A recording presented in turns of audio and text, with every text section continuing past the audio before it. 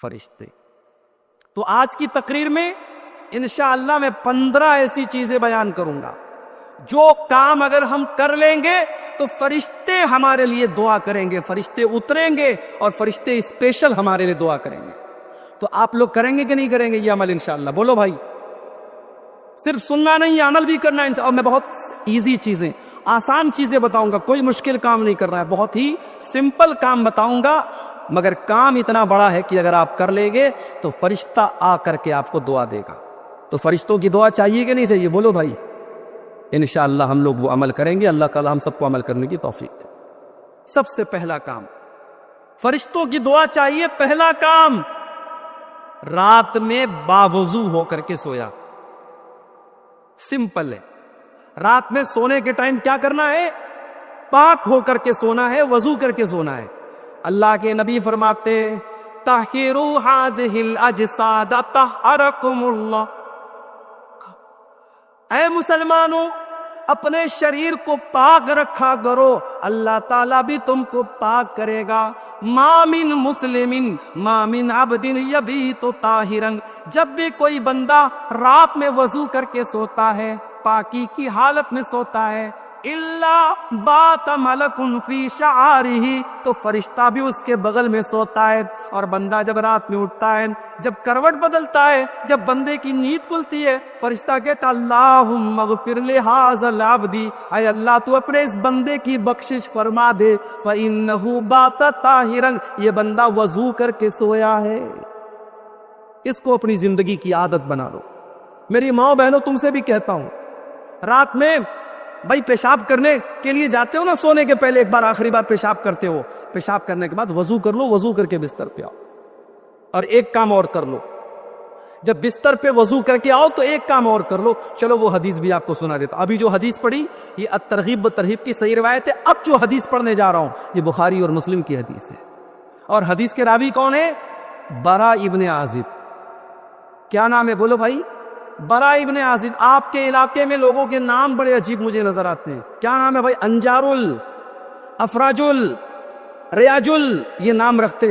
بھائی صحابہ کے نام پر اپنے بچوں کے نام رکھو. پورے محلے میں آپ کو برا نام نہیں ملے گا, پورے محلے میں عازب نام نہیں ملے گا. برا ابن عازب صحابی کا نام ہے. برا ابن عازب کہتے اللہ کے پیارے نبی صلی اللہ علیہ وسلم نے فرمایا کہ اے برا ابن عازب, جب تم رات میں بستر پہ سونے جایا کرو تو تم وضو کر لیا کرو, اور وضو کرنے کے بعد داہنی کروٹ لیٹ جاؤ, اور داہنی کروٹ لیٹنے کے بعد ایک دعا میں سکھا رہا ہوں.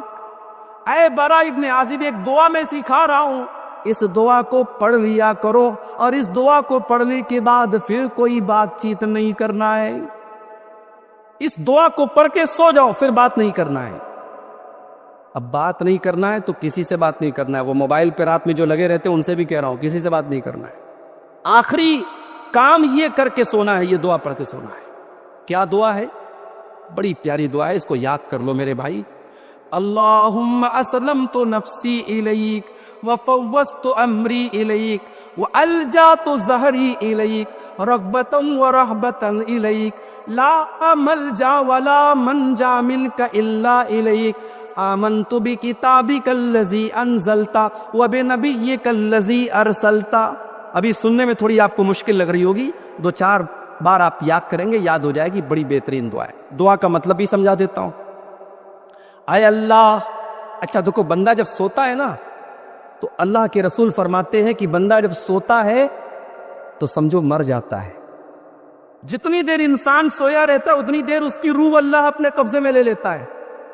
اسی لیے جب ہم سو کر کے اٹھتے ہیں تو دعا پڑھتے ہیں الحمدللہ الذی احیانا بعد ما اماتنا والیہ النشور. اے اللہ تیرا شکر ہے, تو نے ہم کو ہمیشہ کے لیے نہیں سلایا, ہم سو کر کے دوبارہ اٹھ گئے, زندہ ہو گئے. تو جیسے آج تو نے ہمیں زندہ کیا ہے, اے اللہ کل قیامت کے دن بھی تو ہماری قبروں سے ہمیں اٹھائے گا, ہمیں زندہ کرے. میرے پیارے ساتھیو, آپ بستر پہ سونے جا رہے ہیں, اس بات کی کوئی گارنٹی نہیں ہے کہ اس کے بعد آپ اٹھ پائیں گے یا نہیں اٹھ پائیں گے. ہائے ہائے, فلسطین کے حالات آپ دیکھو, آنکھوں سے آنسو آ جاتے ہیں. ہاسپٹل کے اوپر بمباری کی گئی, بیچارے ہاسپٹلوں میں جان بچانے گئے تھے, 500 سے زیادہ لوگ اس ہاسپٹل کے اندر ایڈمٹ تھے. بمباری کی گئی اور فلسطین کے شہر غزہ میں اس ہاسپٹل کے 500 مسلمان مریض مر گئے، اللہ کو پیارے ہو گئے. اور ان کا ویڈیو میرے بھائی آپ دیکھ لیں تو آپ تڑپ اٹھیں گے. چھوٹے چھوٹے بچوں کی لاشیں، ان کی کٹی بڑی لاشیں دیکھ کر کے آپ کا دل تڑپ اٹھے گا. ہائے آج مسلمان کتنا بے حس ہو چکا ہے. ہم اپنے گھروں میں آرام سے اپنی بیوی بچوں کے ساتھ مزے لے رہے ہیں، اور وہاں ہمارے ہی کلمہ گو بھائی، ہمارے ہی مسلمان بھائی، آج ان کے بچے اور ان کی عورتیں، ان کے بوڑھے، سب ان کو جو ہے ہاسپٹلوں تک میں ان کو مار دیا جاتا ہے. کسی دور میں فرعون تھا، بہت بڑا ظالم تھا، بچوں کو قتل کروا دیتا تھا لیکن بڑوں کو چھوڑ دیتا تھا. لیکن اس وقت کا جو فرعون ہے وہ بچوں کو بھی نہیں چھوڑ رہا ہے، وہ عورتوں کو بھی نہیں چھوڑ رہا ہے. اور دنیا والے سے مذمت کر رہے ہیں، کنڈیم کر رہے ہیں، نندا کر رہے ہیں، قراردادیں پاس کر رہے ہیں. دنیا میں اتنے مسلم ملک ہیں، کسی کی اتنی ہمت نہیں ہے کہ جا کر کے اس خون خرابے کو روک دے اور فلسطینیوں کے بحر اس خون کو روک دے. میرے بھائیوں، ہم تو بس اللہ سے دعا ہی کر سکتے کہ اللہ ہمارے ان بھائیوں کی مدد فرمائے. میرے بھائیوں، ہم اور آپ بستر پہ سونے جاتے ہیں تو یہ امید میں جاتے ہیں کہ صبح سو کر کے اٹھیں گے، مگر فلسطین کا ہمارا مسلمان بھائی جب سوتا ہے تو اس بات کی کوئی گارنٹی نہیں ہوتی کہ رات میں نہ جانے کون سا حملہ ہوگا اور کون سا راکٹ آئے گا اور کون سا میزائل آئے گا اور ان کے پورے گھر کو تباہ کر دے گا اور ان کی لاش بچ جائے گی. میرے بھائیوں، ان کے گھروں کے ملبے کے آگے بیٹھ کر ایک 8 سال کے بچے نے آیت الکرسی پڑھی ہے. وہ ویڈیو بھی دیکھ کر کے ہمیں حیرت ہوتی ہے کہ اس قوم کے بچے آج بھی الحمدللہ انہوں نے اپنے گھر کو کھویا ہے، اپنے ماں باپ کو کھویا ہے، اپنی جانیں گنوائی ہے، مگر اپنا ایمان نہیں کھویا ہے. ہمیں اللہ کی ذات سے پورا یقین ہے ان معصوم بچوں کی جانیں بیکار نہیں جائیں گی، ان شہیدوں کا خون بیکار نہیں جائے گا، اور ایک دن ارض فلسطین ان ظالموں کے پنجے سے نجات پائے گی اور مسجد اقصی ان ظالموں کے پنجے سے آزاد ہوگا انشاءاللہ. میرے بھائیوں، ہم بستر پہ سونے جا رہے ہیں، یہ دعا پڑھ رہے ہیں کہ اے اللہ، میں اپنے آپ کو تیرے حوالے کر رہا ہوں. اے اللہ، میں اپنے آپ کو تیرے حوالے کر رہا ہوں. وَفَوَّضْتُ أَمْرِي إِلَيْكَ، اے اللہ میں اپنا سب کچھ تیرے سپرد کر کے سونے جا رہا ہوں.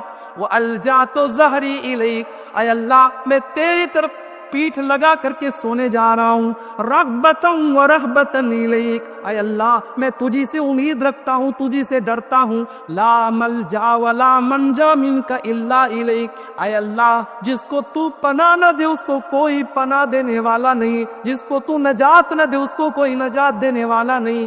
آمنت بکتابک الذی انزلت، اے اللہ میں تیری کتاب کے اوپر ایمان رکھتا ہوں جو کتاب تو نے اتاری ہے. وبنبیک الذی ارسلتا، اور میں تیرے نبی کے اوپر ایمان رکھتا ہوں جس نبی کو تو نے دنیا میں بھیجا ہے.